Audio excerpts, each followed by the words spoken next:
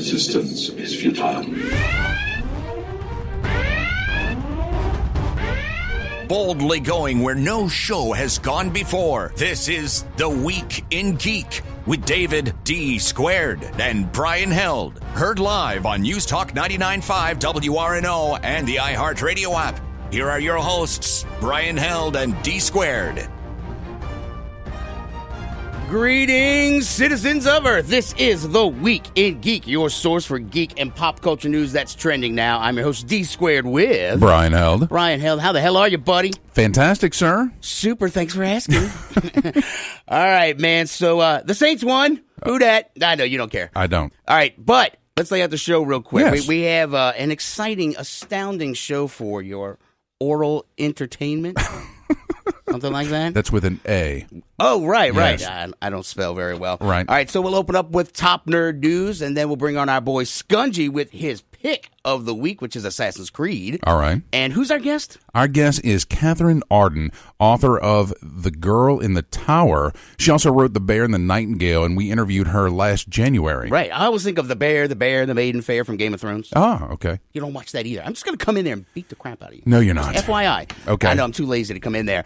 And then we'll wrap up the show like we always do with This Week in Geek History. All right. Yeah. We like we always do. Yes, we But do. before we do Top Nerd News, don't we have prizes to give away tonight? We do. We have a pair of tickets to give away to a Yule Ball by Mystic Management that's on December 16th over at Cafe Istanbul. All you have to do is go to any one of our social media pages, Facebook, Instagram, Twitter, and just like and share the post. Each each share will give you an entry to win a pair of tickets. So. Yeah. Now, that's Facebook, facebook.com/The Week in Geek. Our Twitter is at TWIG Radio, and the Instagrams is The Week in Geek. Right. And we will announce the winner next week. Next week. When is the ball? The ball is December 16th. Oh, so we got time. We got a little time. We got to get you some formal dress robes from No. Aunt Tessie. I want to wear a velvet blue tuxedo. Nice. With ruffles. You ready to do Top Nerd News? Yes, sir. All right. And now, your Top Nerd News stories from around the world, brought to you by the Viridian Tea Company. Find them on Etsy. And now, your Top Nerd News stories. All right, Brian. So the interwebs were aglow with all the information of the new Infinity War trailer, The Avengers. I have seen this trailer so many times now I can't stop watching it. Are sugar plums dancing in your head? Just about. DC got a lump of coal, so what is Marvel going to get? A whole lot of awesome, right? Dude, this trailer, I've watched it, 4 or 5 times, and I get goosebumps. The guys who do the trailers, I mean, whatever they're paying them, it's not enough. Pretty much. You know, so here's a little sample of some of the kick-ass stuff you're going to hear. There was an idea to bring together a group of remarkable people to see if we could become something more. So when they needed us, we could fight the battles that they never could. In time, you will know what it's like to lose. To feel so desperately that you're right, yet to fail all the same.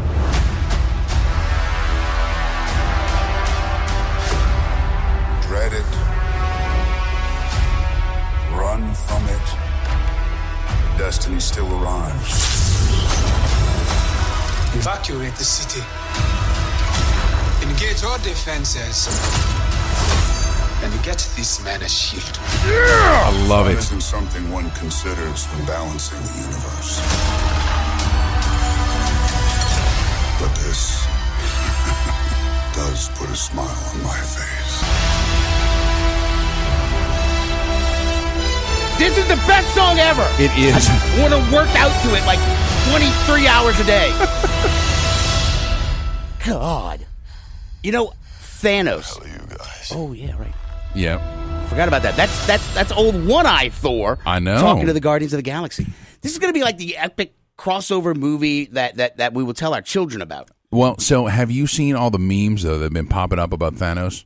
No, but look, the whole thing, before you say that, I mean, I haven't, but like Thanos, when we first saw him at the end of one of the movies, I can't remember which one it was, I've always been worried about what his goofy-ass cheese grater chin was going to look like. Right. But with his voice and the way he rolls out and just beats the crap out of Iron Man, I'm like, take that cheese grater chin. I can dig it. I'm down with it. So I've seen side-by-side comparisons online where they showed the original, that kind of from the back where he kind of turns his head and you just see his eye and a little bit of his face, and he's very dark purple. Right. And then the next time you see him, I believe it was in Guardians of the Galaxy, and the purple's a little bit muted, but it's still there. Okay. And now we're seeing him, and he's kind of pinkish, right? Okay. In this trailer, so it's like the color of his skin tone is changing throughout. There's like a little, Michael Jackson. Well, right? True, right? Okay, but.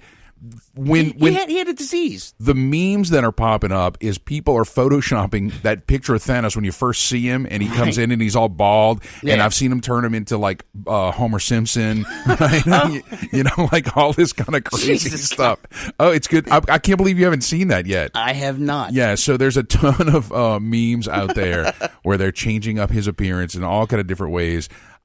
This trailer could possibly be on some unfinished footage, so. Hopefully, they'll tweak it a little bit. Yeah, I mean, this is going to be. When is it coming out? In May. So, really? Yes. That soon? That soon. Wow. Right. I'm excited. All right, moving on, Brian. What is next on the agenda? Hellboy. Now, this one we're going to have to really wait for. It's not coming out till 2019. Yeah, but it's January of 2019. So we have a solid year to wait, basically. A year and a month. Yeah, that's a blink of the eye. But I like the Dan Harbour casting, or Dave Harbour, whatever the hell his name is, as the lead. David, whatever. Yes. Dave, Dan, Okay. But the thing is, with this, it leads into our next story, is that when they first cast, what's his name, as the Asian colonel that was with him. I don't remember the guy's name. Yeah, I wrote it down. Is it Ed Skrein? That's it. Yes. That's it. So he turned down the role.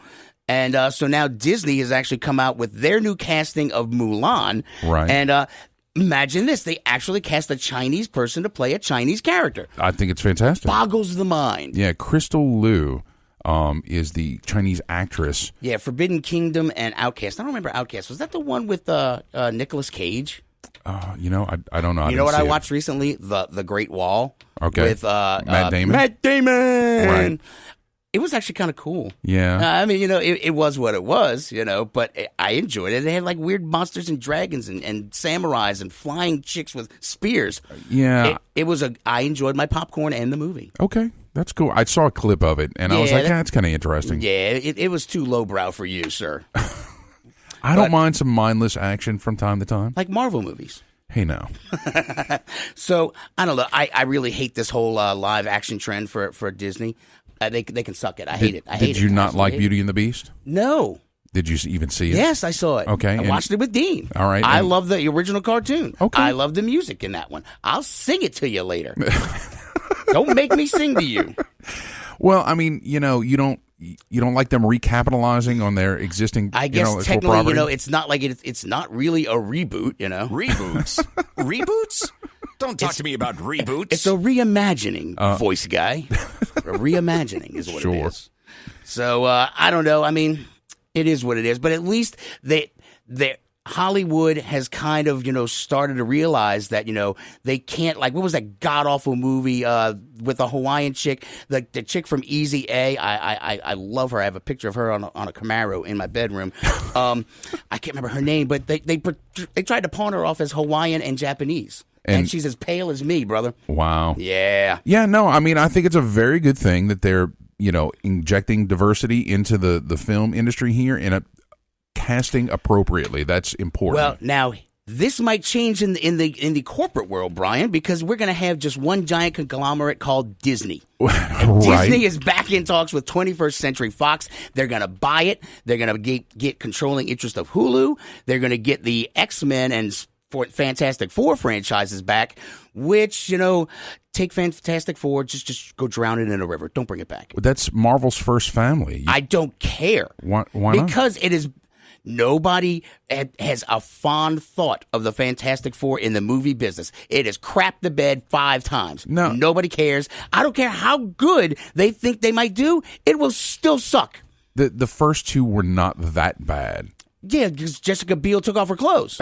She did not take off her clothes. Well, she had her bra and panties on. Okay. Good enough for me. Oh, jeez. Good enough for my grandpappy. Well, but you're right. I am very concerned about, if Disney were to get some controlling interest of 21st Century Fox assets, it would be this huge megacorp. Yeah, I wasn't aware of the Hulu. I wasn't aware of the Hulu thing either. Yeah. Because Disney's already got in talks to take all the stuff off of Netflix so that they can have their own Disney Marvel streaming site and all this other stuff. I mean, what don't they own? Well, and that would make things interesting if they turned Hulu into their exclusive streaming service. Oh, I see. That's actually pretty good. We were bitching about this a while ago about how there's too many streaming services, and now I'm basically, if I want all these other things, I got to basically have the same damn cable bill of $200 a month. Well, and I mean, why wouldn't you use an existing platform that already has an audience versus creating a new one? Because it makes sense and not money. That's why. You need an answer. There's your answer. All right, moving on. What else we got on the docket? You wanted to talk about. Well, Bryan Singer, he did X-Men Apocalypse. Right. He's ill. Yeah. So I mean, he was working on a Freddie Mercury biopic titled Bohemian Rhapsody, and he's it's been halted due to unexpected health issues. I think he's just got a side piece because he did the same thing during X-Men Apocalypse. So maybe he's just got a girl in every country that he films in. It's a personal health matter. It's not something to joke about, Dave. No? Oh, God, Dave. What's next? Are terrible. What's next? We need to go to break, but I wanted to talk about one more thing, and I forgot what the hell it was. You wanted to talk. Stranger Things got renewed. Yeah, that's what it was. See, now I remember. You're still behind on Stranger Things. I am. My son already freaking binged watched it. I'm behind on The Punisher. Look, we'll talk about it later in the show, but I got a new job, I got a new gig, and I have no time or life. Yeah. But I like it. So this is interesting. The Nielsen ratings cited that in the first 3 days, there were 15.8 million viewers of Stranger Things season 2. Holy guacamole! And I really wonder how they're getting that information. If they're sending books out on Netflix now, because Netflix is notorious for not releasing their viewer numbers. Right. That's closely guarded information. But so who released it though? They did. The Nielsen Corporation released the information. They're the ones saying that there were 15.8 million viewers. Huh. They also found that 361,000 Netflix subscribers streamed the entire 9-episode second season within 24 hours of its debut. So there's a lot of folks watching some Stranger Things. God, man. Yeah. They mustn't have kids. That's the only guess. They mustn't have kids. Yeah. All right. Well, ready for a break? Yes, and our boy Skungy is next. Yes, so guys, stay tuned. We'll get to Skungy in a second. You're listening to The Week in Geek on News Talk 99.5 WRNO.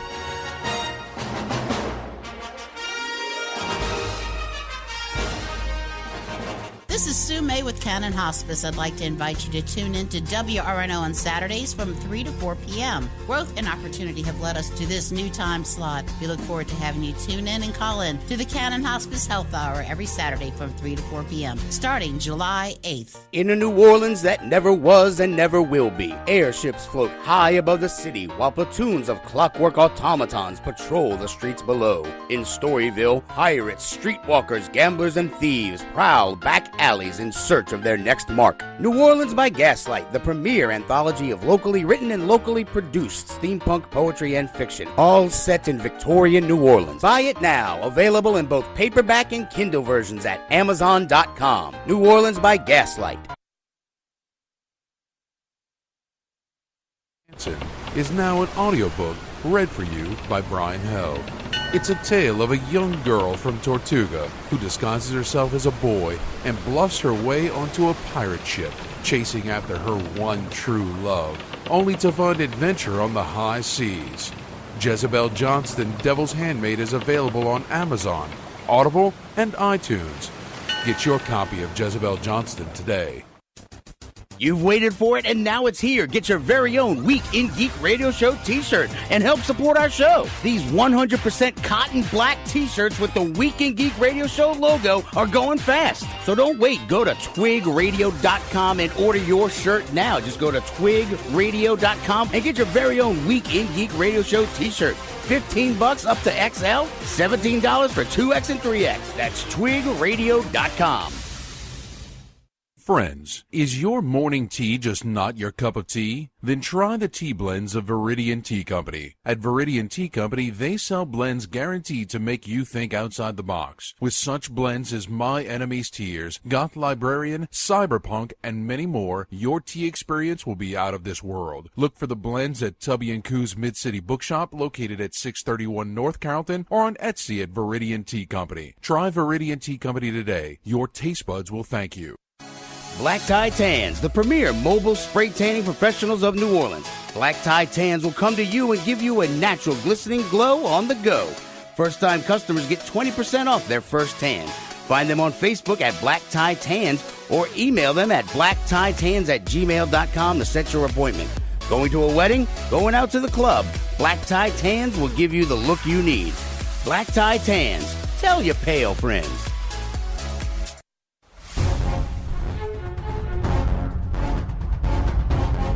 Welcome back to the Week in Geek, your source for geek and pop culture news that's trending now. Like them on Facebook at The Week in Geek Radio Show. Here are your hosts, D Squared and Brian Held.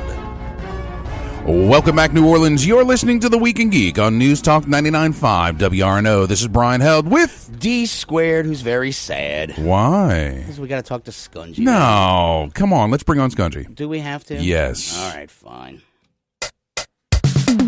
I am not what you would call a handsome man. Skungy's Pick of the Week is brought to you by GameStop and ThinkGeek.com. Skungy's Pick of the Week. He might be an idiot savant. Woohoo! Skungy, what's shaking bacon? Gentlemen, I don't care that you don't want to talk to me. All I got to say is, who dat? Who dat, baby? Who dat? Skungy, Saints are now on top of the NFC South.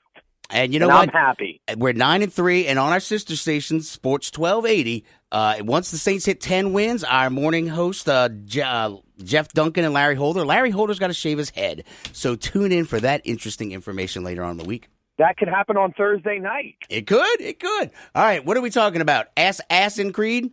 Ass in Creed Origins. Is that like fractured butthole? It's not No. like fractured It's butthole. not? Okay. It's you got me saying that. You got me saying Assassin's it. Creed, Skungy. Assassin's Creed Origins.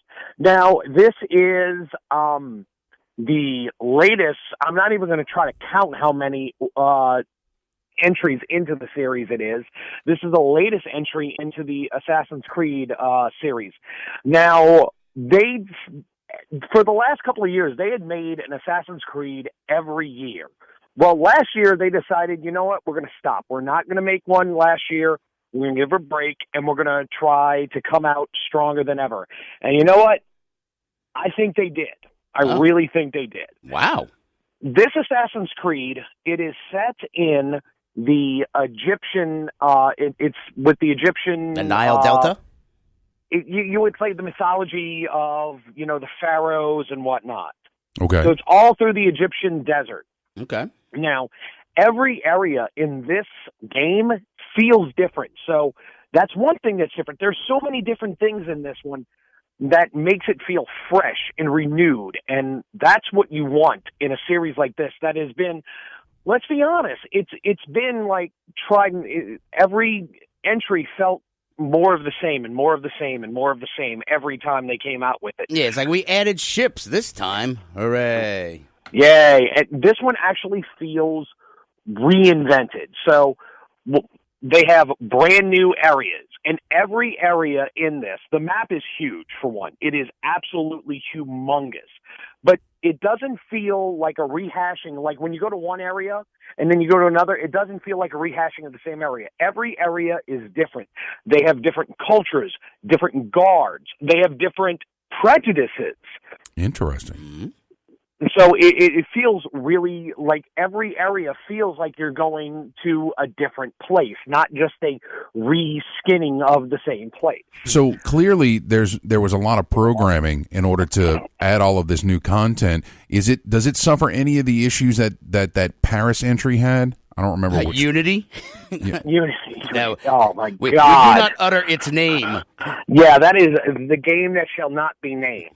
All right. Now, there were a couple of problems here and there, but they did fix those with the day one patch, and they're constantly patching it up. Unity had problems where, hey, I'm going across a courtyard, the entire game stops, and I'm on the other side of the courtyard, and it made the people look like the aliens from Mars Attacks. Nice. Okay. But this one, they took their time with it. It looks really good. So you have, many different areas, and one of the other things they did, they changed everything. So they changed the combat. The combat is, it's going to be a little bit hard for people to get a hang of the combat if you're used to the old games, because it uses completely different button combinations. Oh, really? Yeah, you use the bumper. So you'll use the left and right bumpers in order to attack and defend. So why it the takes bumpers? a little bit of getting used to. It takes a little bit of getting used to, but it's more rewarding. It feels more realistic. It's more. I think you're making stuff up now. I'm not making it up. It really feels better. Now when you're doing stealth stuff like one-on-one stuff, it feels really good. Now when you're in a group setting and you're fighting a bunch of enemies, yeah, it kind of does get overwhelming. Dave, if you were playing on a PC, you could program your keyboard to have whatever keys you wanted. Wow. Dave, did you send him that picture I sent you? No, because it had bad words and he would be offended by them. He needs to see that because we'll talk about it after the show. I know, he's a snob. He's a PC Master Race snob. Just saying. He truly is. All right. He truly is. Not to derail you, Skungy. Keep going. So, yeah, you have the combat system change. And this is one of the first Assassin's Creed that feels truly like an RPG. So you're going to level up your character, and you're going to have to actually grind to level up. You're going to have to do lower-level quests to level up and get more powerful, damage and health and weapons in order to go on the higher quest. Okay. Now, it's an Ubisoft game, so let's get this out of the way. There are microtransactions, but dun dun dun. You don't really have to do the microtransactions. Forget about the microtransactions. You don't have to. They try to make you feel like, oh, I need to do this. You don't. Right. Well, I mean, what's the benefit of getting a microtransaction? You can do it with there's skins. They have the Helix points that you can use. The only way you can get Helix points is through real world money. Yes, there are certain things that you can get with that. It makes you feel like, oh, look, I have these unique skins and whatnot. It's not going to do anything for the game. And anything that you have, they have crates that you could buy would have gold in them. Don't buy them because you can just do them through grinding, and it doesn't make sense to buy them because it's not that you don't have to grind that much to get the amount of gold. I'm telling you right now, these kids have no clue. We grinded all these quarter games, putting quarter after quarter in arcade games. We played friggin' Atari where it was just the same damn game over and over, except they changed the colors. They have no idea how hard it is to get through a level of Mario with only 3 freaking lives. Yeah. And so now, they can put out money and just buy their way through the adventure. You know what? In my day. Oh, God. Back in my day. But no, really, I mean, the whole reason that we're talking about this is I was playing Lord of the Rings again because I'm still trying to finish that damn game, and I won some real-world money, the gold coins. Okay. And so I bought one of the crates. I was so pissed. If I'd have actually paid real money, I would have punched my TV. Yeah. And that's the way that you're going to feel with this one. Right. So there's no point. I grind it out. I go and kill a whole boatload of orcs and just get the money the old-fashioned way by murder and mayhem. Okay. Unfortunately, a lot of people don't have an avenue to find out that it doesn't make sense to buy those. They are like, oh, look, I have this. Let me go ahead and buy this. I feel like I need to buy it. You don't. It doesn't affect the game one way or another. This game is so rich and so full. There's so much to do. The quests feel organic. It doesn't feel like it's forced. Now, Dave, I know you're one of those people that like to play an open world game and try to do everything in an open world game. Yeah, I'm a bit of a completionist, yes. This game it doesn't feel, when you play a lot of those games, it feels like, oh, well, I'm having to do this. Right. With this game, it doesn't feel like it. Like when you do those side quests, they feel organic. They feel like they're part of the story, and you're not going off on the side and just doing some random quest. Oh, so you're saying it's not going to like trigger my OCD where I have to like literally, finish every damn thing that's on the map? No, you don't have to, but they also have the way you discover stuff in the game is kind of an organic feel. You don't have to, before with the Assassin's Creed, you go up to the top of the point and you'd see everything, and it's like, all right, there's this here, this here, this here, this here. This one has a more organic way of finding stuff. You do it through playing the main story. You're going from point A to point B, but while you're going from point A to point B, you find point C. Oh, I like that. And I keep thinking it's more natural. Yeah. You're actually doing yourself a disservice by buying loot boxes to kind of skip content. You build skill by doing the content repeatedly. I have a favorite dagger that I got from this little orc who really pissed me off. Okay. I still have it. There you go. But a lot of people don't know that. They think that they want instant gratification when it comes to these games. I don't want to have to play the actual game. And a lot of times it's more beneficial to actually play the game and enjoy the story, enjoy the interaction with these characters in these worlds, and that's why they made it that way. Yeah. All right, so price and platform, and do you recommend the game? It is for PlayStation 4, Xbox One, and the dirty PC. It is $59.99. Now, there is a deluxe edition which adds a couple of extra DLC for $69.99. And then there's the gold edition because Ubisoft wants to do everything with the season pass. That's $100. If you want to get the season pass, I can't review the season pass because it's not stuff that doesn't come out for like another 6 months. Okay. So, but I will say that for the core game itself, this is the best Assassin's Creed since 4. In my opinion, like Assassin's Creed Black Flag was my favorite that came out. This is the best one since then. Cool. Awesome. All right. Sounds like a glowing recommendation. I really like it. It's going to be great, and it's got a really good tidbits of history through it.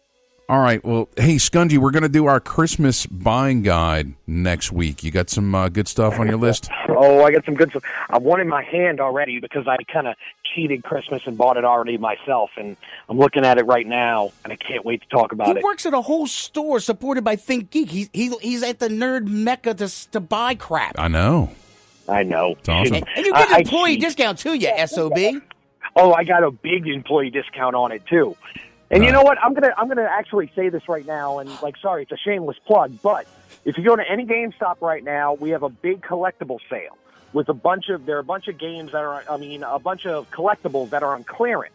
Okay. So if you go to any GameStop and you look at a collectible that's on clearance, you get 50% off of it. Wow. Now that includes housewares, mugs, but it's like T-shirts and like those big Star Wars Force FX lightsabers that are normally $150. You can get those for like $50 at a GameStop right now. Dang. That's a pretty good deal.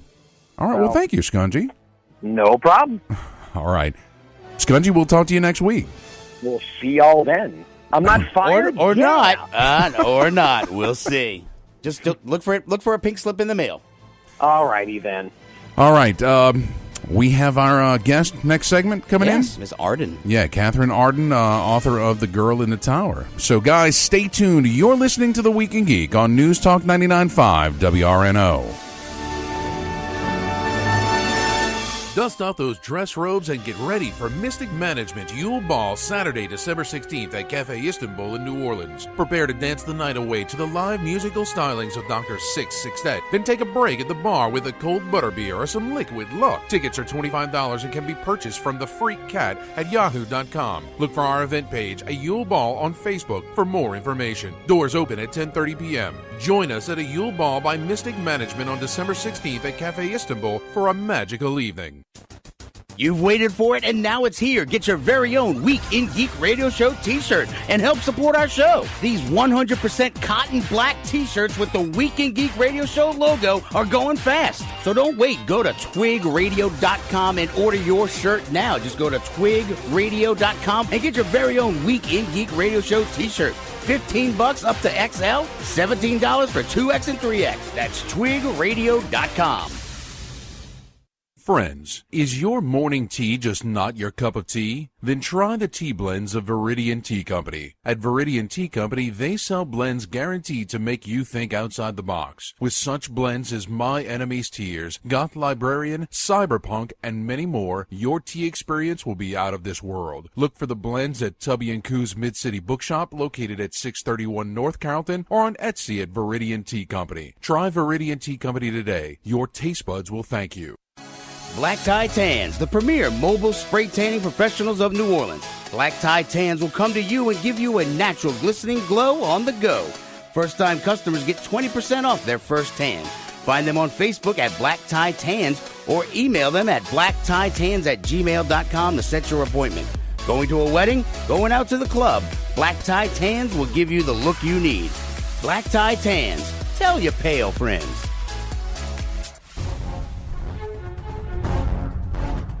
Welcome back to The Week in Geek. Don't forget, you can listen to previous episodes on the iHeartRadio app at The Week in Geek Radio Show.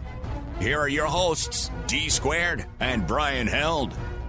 Welcome back. This is The Week in Geek, your source for geek and pop culture news that's trending now. I'm your host, D Squared, with Brian Held. Brian, we have a very special guest on the line. We absolutely do. Joining us tonight is Miss Kathrine Arden, author of The Girl in the Tower and also author of The Bear and the Nightingale. How are you, Kathrine?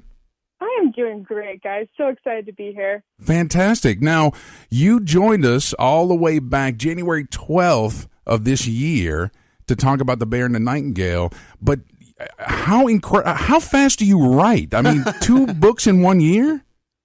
2 books coming out in 1 year. Now, you don't see what goes on behind the scenes of these 2 books, because Bear and the Nightingale was finished in 2014. Okay.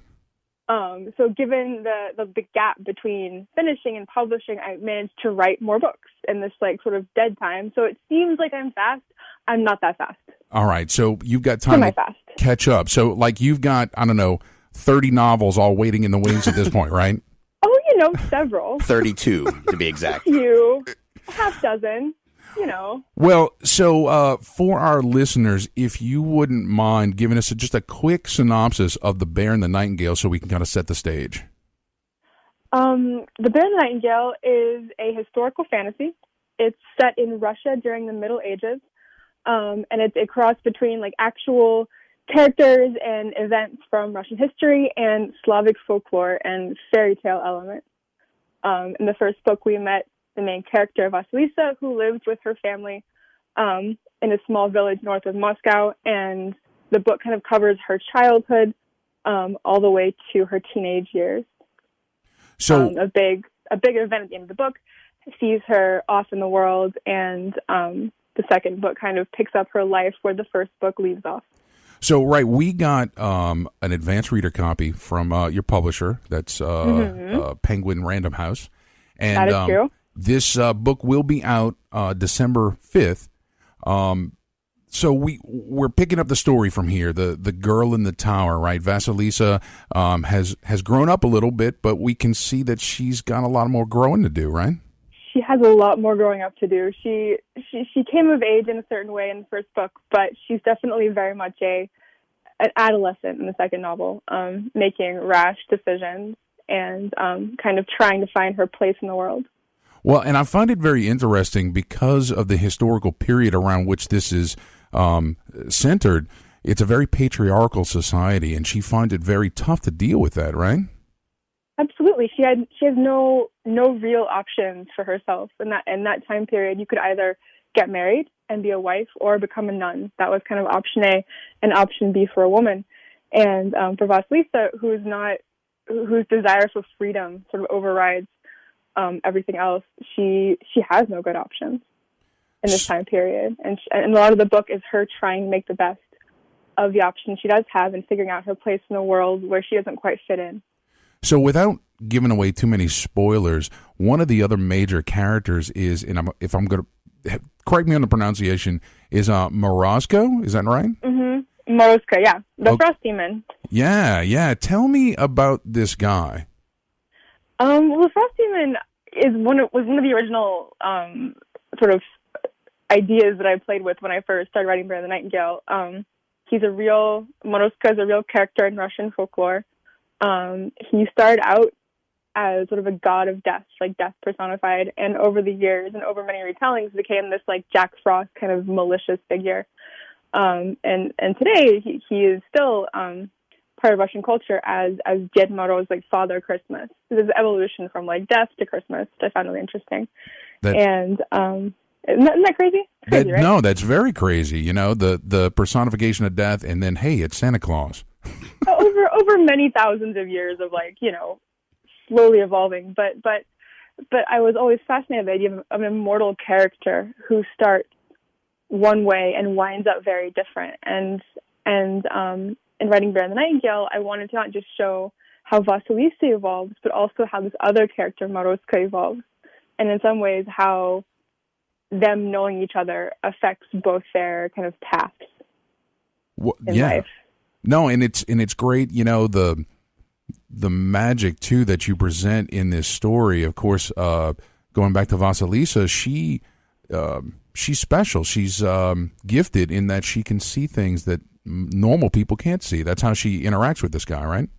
She can see the creatures and the characters from Russian folklore. So the household guardians, the like guardians of forest, Morozko himself, she can see them. And in some ways, this entire trilogy, the Winter Night trilogy is what it's called. Magic lies in how you see the world. Okay. And Vasilisa's power largely is in how she sees, and how her vision evolves over the course of the series is kind of a big theme of the book. Nice. Now I can tell you, I haven't finished this yet. I'm still what? The end. Well, slacker. I killed 3/4 of this book in 5 hours. That's how awesome this book is. That's wild. It's a lot of book. Like it's medium sized. It's not tiny. No, it's not tiny, but at all. But no, when I get into a good book, I just chew it up.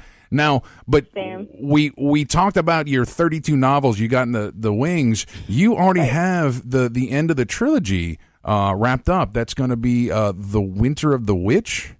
That is correct. I'm on the second draft of that book now, so it's winding down. I'm very excited to share the end of the trilogy in 2018. Nice. Go ahead. Well, I was going to say, haven't you won a couple of minor awards or something like that for the books? Well, the Bear and the Nightingale was a Goodreads Choice Awards finalist.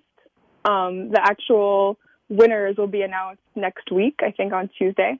Oh, that's right. You're a finalist. That's what it is. Finalist. And then Bear and the Nightingale was named the best science fiction fantasy book of 2017 by Amazon. Holy crap. I know. Yeah, that's a minor award. That's huge. Now, with the Goodreads finalist deal, tell our listeners the prestigious names that you sit next to on that list. Well, I saw the finalist list, and the first name you notice is J.K. Rowling, which is very exciting. Damn. The next name you notice is Neil Gaiman, also very exciting. But the third name I noticed was Robin Hobb, who is a writer I hugely admire.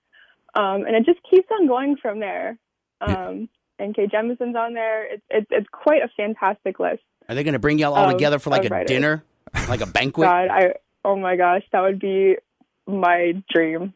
That would be the best thing ever. I love hearing authors fan out about other authors. It's just awesome. That would be so cool. I wouldn't know who to freak out to first. Like J.K. Rowling, Neil Gaiman. Like, how do you choose? You don't. You just grab them all and just hug them to death. Go from all of them, right? Awesome. Well, Kathrine, how can folks find your books, keep up with what you're working on out there, social media, all that good stuff? You can follow me on Twitter or Instagram. My handle is @Arden_Kathrine. My website is KathrineArden.com. Or you can catch me on Facebook at Kathrine Arden Author. No, that's fantastic.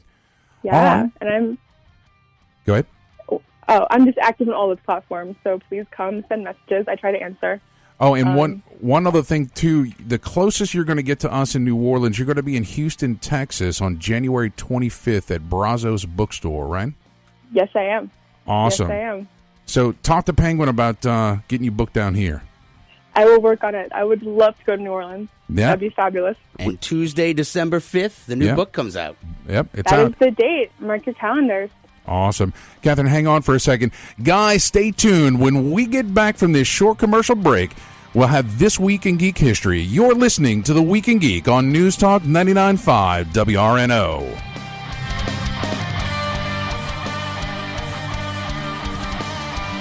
Jezebel Johnston, Devil's Handmaid by Nancy Hansen, is now an audiobook read for you by Brian Held. It's a tale of a young girl from Tortuga who disguises herself as a boy and bluffs her way onto a pirate ship, chasing after her one true love, only to find adventure on the high seas. Jezebel Johnston, Devil's Handmaid is available on Amazon, Audible, and iTunes. Get your copy of Jezebel Johnston today. Black Tie Tans, the premier mobile spray tanning professionals of New Orleans. Black Tie Tans will come to you and give you a natural glistening glow on the go. First-time customers get 20% off their first tan. Find them on Facebook at Black Tie Tans or email them at blacktieTans@gmail.com to set your appointment. Going to a wedding? Going out to the club? Black Tie Tans will give you the look you need. Black Tie Tans. Tell your pale friends. Dust off those dress robes and get ready for Mystic Management Yule Ball Saturday, December 16th at Cafe Istanbul in New Orleans. Prepare to dance the night away to the live musical stylings of Dr. Six Sixtet. Then take a break at the bar with a cold butterbeer or some liquid luck. Tickets are $25 and can be purchased from the Freak Cat at yahoo.com. Look for our event page, A Yule Ball, on Facebook for more information. Doors open at 10:30 p.m. Join us at a Yule Ball by Mystic Management on December 16th at Cafe Istanbul for a magical evening. In a New Orleans that never was and never will be, airships float high above the city while platoons of clockwork automatons patrol the streets below. In Storyville, pirates, streetwalkers, gamblers, and thieves prowl back alleys in search of their next mark. New Orleans by Gaslight, the premier anthology of locally written and locally produced steampunk poetry and fiction, all set in Victorian New Orleans. Buy it now, available in both paperback and Kindle versions at Amazon.com. New Orleans by Gaslight. Friends, is your morning tea just not your cup of tea? Then try the tea blends of Viridian Tea Company. At Viridian Tea Company, they sell blends guaranteed to make you think outside the box. With such blends as My Enemy's Tears, Goth Librarian, Cyberpunk, and many more, your tea experience will be out of this world. Look for the blends at Tubby & Coo's Mid-City Bookshop, located at 631 North Carrollton, or on Etsy at Viridian Tea Company. Try Viridian Tea Company today. Your taste buds will thank you. You've waited for it, and now it's here. Get your very own Week in Geek Radio Show t-shirt and help support our show. These 100% cotton black t-shirts with the Week in Geek Radio Show logo are going fast. So don't wait. Go to twigradio.com and order your shirt now. Just go to twigradio.com and get your very own Week in Geek Radio Show t-shirt. $15 up to XL, $17 for 2X and 3X. That's twigradio.com.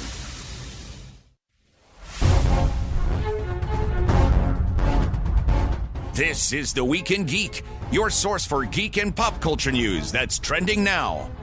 Follow them on Twitter at Twig Radio. Do it now. Welcome back. This is The Week in Geek. I'm your host, D Squared, with Brian Held. Now, Brian, we have some announcements to make, don't we? Well, we got some news, some kind of personal news about us. Housekeeping items, yeah, as it were. I suppose. So on, what was it, Thursday, I was on background extra for NCIS New Orleans. Shut the front door. Yeah, it was cool. I can't talk about it, obviously, too much, but they cast for a gamer event, much like a Comic-Con type deal. Oh, okay. And they were looking for folks in costume. Gamer, did you just have to, bring a can of Mountain Dew and some headsets or something? No. No, okay. But they wanted folks in costume, right, okay, to be at this event, and it was a good day, thanks to my friend Susie Seeger, who let me borrow one of her dragons. She's the dragon lady. Oh, okay. And she has these dragon backpacks, so I got to wear a 38-pound monstrosity on my back. 38 pounds? Yeah, it was brutal. Jeez. So it's kind of funny that the Dragon Slayer had a dragon on his back all day. I kind of wanted to stab it. So you made it through the day without stabbing, right? I did. I made it through the day. And so when can we expect to see you on the telly? Well, I want to see you on the telly. I think it's going to be. It's part of this season. I looked at their episode list and I didn't see it listed. So keep watching that episode list. When there's some gamer event, I may or may not be on the episode. So we'll see. I hope you don't end on the cutting room floor, Brian. Neither do I. But what's your news? So last week was Thanksgiving, and this week has been the week from hell because my boss, Jeremy Porcine, went on vacation. Right. And last week, they promoted me to assistant program director for WRNO. Well, congratulations, and sir. Sports 1280. So nice. I feel like a one-legged man in an ass-kicking contest. So I'm keeping on trucking. But, man, after a really crappy year, things have actually turned around, and things are pretty damn awesome over here at the iHeart compound, man. Yeah. No, that's great news. So pretty soon I'll just say, you know what? I'm programmed this damn station. Let's put us on 5 days a week. I don't think they'd buy that. Probably not. I would suddenly lose said assistant program director's gig. But hey, you know what? We'll see what we can work out. Absolutely, yeah. Eventually, I'll put out the whole Facebook post about like, hooray, this happened. I literally have had no time this week. I believe it. All right, you ready to do This Week in Geek History? Yes, sir. This Week in Geek History. We're sending you back to the future. Yes! Oh my God! This Week in Geek History is brought to you by Jezebel Johnston, Devil's Handmaid by Nancy Hansen, read by Brian Held. Available on Amazon, Audible, and iTunes. This Week in Geek History. Yes! Oh my gosh! Da-na-na, da-na-na. Wow. We forgot some housekeeping items, We didn't did. So, hey, look, while the show's been going on, you guys are responding to those social media posts about the contest. I know. People listen to the show. They do. It's insanity. So, once again, a free pair of tickets to a Yule Ball by Mystic Management. That's on December 16th at Cafe Istanbul. And all you have to do is go like and share our social media posts about that contest. So if they only like it, it doesn't count. They have to like and share. Well, we want them to do both. We'll give them 2 entries to win if they do both. How about that? You're just making crap up now, ain't you? No. I mean, if they just liked it, I'll give them an entry. But yeah, we want them to do both. So you are a very generous person, Brian. Well, speaking of generosity, right? For Christmas, we're going to go ahead and knock $3 off the cost of our T-shirts. Get out! Yes. Can we afford to do that? We can afford to do that for our loyal listeners out there. So what I'm going to do is tonight, when I get home, I'm going to update the Facebook page, or not? I'm sorry, our web page, right? To knock $3 off of those prices for Christmas. So Merry Christmas, everybody! Ho, ho, ho. All right. So, well, you ready to do This Week in Geek History yes, again? Sir. Flash. Oh, all right. All right. Let's do it. So, first item on my list is November 27th, 1920. The first turkey was pardoned. No. No, okay. It sees the release of United Artists' silent film, The Mark of Zorro, starring Douglas Fairbanks. The reason that this is so important is that it was extremely influential in the world of comics. Specifically, Fairbanks' rendition of Zorro will influence Bob Kane in the creation of Batman, as well as the design of the Bat, Dick Tracy, Dracula, the Green Hornet, Jimmy Dale, the Phantom, the Shadow, Sherlock Holmes, and Spring-Heeled Jack. And The Princess Bride. Hello! My name is Inigo Montoya. You killed my father. Prepare to die! But what's interesting, too, is that some Batman artists pay homage to the film by showing Bruce Wayne's parents leaving this very movie on the night they were killed. No. Yes. I've never thought to look and see what dang movie they're watching. There you go. How cool is that? Wow. I'm gonna have to go. I'm gonna have to go look at the internet again. There you go. Damn it. There you go. All right. What's next? On November 28th, 1983. The Comdex Trade Show is held in Las Vegas, Nevada. At this particular event, Radio Shack unveils the Tandy TSR-80 Model 2000 computer. The Trash 80? The Trash 80, featuring an 8 megahertz Intel 186 processor, 128 kilobytes of RAM, 2 720 kilobyte disk drives, and the MS-DOS 2.0 operating system. Base price, $2,750. Oh, my God. Mm-hmm. And optional 12-inch monochrome monitor, $250. Optional 10 megabyte hard drive, optional color graphics card, $750. Jesus, Mary and Joseph. And if you want the color monitor, that's $800. And additional 128K RAM is $300. That's insanity. Well, but at the time, I guess so, yeah. Like, it took up the first basement of MIT, the first IBM. Oh, my God. Right. Okay, fair enough. No, but it's funny just to see those prices and think about it in terms of today. Right, and now you can build a crappy PC for less than $12. Well, you can get some pretty decent... Or your gaming computer for $15. And my gaming computer's a little bit more than that. What's next? November 29th, 1972. The very first commercially successful video game, Pong, is released in Sunnyvale, California by Atari's Nolan Bushnell. And it exploded. And of course, as we've said here before, a week later, they thought it was broken because it was jam full of money. God, man. Yeah. I miss arcade games. No, so do I. Skungy bought a new one. I hate his face. Oh, so he's got 3 arcade cabinets? And it's one of those things where it's like, it's got like 1,000 games on it. You put all the Capcom, all the Marvel, all this crazy stuff on it. So I can't wait till New Year's Eve because we always go over to Skungy's house to blow stuff up and play video games. No, that's cool. He's got a big child's home. All right. Next item on my list, November 30th, 1956.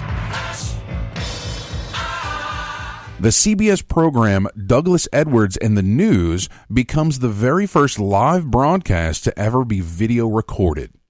So, come again? This news program was the first one, 1956, to ever be video recorded. What they used to do, because they would do shows on the East Coast, and there's the time delay to the West Coast, so they didn't want to do it at the same time because of prime time, right? So what they would do is they would film record, like on 16 millimeter or 32 millimeter film. They would film the show from a television and then send that over, however, and how do they replay do it by pigeon. Well, it was but it was bad because the fidelity was bad, the resolution. So this is the first time that they were ever able to record it. Was Ampex was the company that made the machine. Played it back 3 hours later on the West Coast. So yeah, I mean, it was kind of nifty. There's like a whole website that talks about that process and shows you some video of the is it kinetoscope or whatever is the film that they use to record, and it's terrible. I mean, dude, it's astounding to think from what happened from 1956 to where we are now in 60 years, where we're all walking around with little tiny computers in our butts. True. Back pockets. Yes. All right, next item on the list is December 1st, 1959. The 50s were hopping, huh? Oh, yeah. Robert A. Heinlein's novel Starship Troopers is published in hardcover. Yes. That one's for me. That is for you. Yes. That is by far my favorite book. I know. You've told me that you buy it for people. Read this, dirty heathen. Yeah, no, I have. Will you convert? No. No. All right, Brian, what else we got? Last item on my list, a newer one, December 2nd, 2007. Ooh. Activision and Vivendi Games announced a merger to be called Activision Blizzard, worth at the time $18.9 billion. Jump change. Yeah. Jump change. Nowadays. Well, like EA lost $3.1 billion in market value. Dude, yeah. When their stocks dropped. You went on Gregory Rick's show. Yeah. They lost 8.5% stock earlier in the week. It was pretty brutal. That is unreal, man. Yep. All right, so some birthdays, and then we got to hit the road. Yep, 27th, Curtis Armstrong, known as Booger. Booger! There you go. Yes. He's in Supernatural. I love him. Yep, on the 28th, the 28th, Karen Gillian, right, from Doctor Who, Amy Pond. She's also Nebula in Guardians of the Galaxy. That's true. On the 29th, Don Cheadle. Oh, yeah, War Machine. Rhodes, yeah. On the 30th, Mandy Patinkin. Inigo Montoya. Right, there you go. I'm not going to play the whole thing again. On the 1st, Zoe Kravitz. She was in... Is that Lenny Kravitz's daughter? She is. Okay. Yeah, she was in X-Men First Class, No Reservations, The Brave One, a bunch of other stuff. All right, on the 2nd, Lucy Liu. Yeah, way. Yeah. Nobody likes to work with her, apparently. Even if Bill Murray hates you, you must be a really crappy person. All right, Dave, how can folks listen to this lovely show? Well, as always, we strongly urge you to check out the Facebook page, facebook.com/The Week in Geek. Check out our website at twigradio.com. Follow us on Twitter at Twig Radio and the Instagrams, The Week in Geek. Now, Brian, how can people listen to this lovely show? Well, if you missed any part of tonight's show or you want to hear your favorite part again, catch us on Spreaker.com or Spreaker for your smartphone or tablet. We're also on iTunes, YouTube, the iHeartRadio app, and at WRNO.com. Absolutely. All right, so like and share the Yule Ball post, and we'll be giving away those tickets next week. And our guest next week is going to be Christoph the Insulter. Right, and it's our Christmas episode where we're going to be giving stuff away. Till next time, keep your nerd flag raised high. GFL. Your new home for Walton and Johnson. News Talk 99.5 WRNO FM, New Orleans, an iHeart radio station.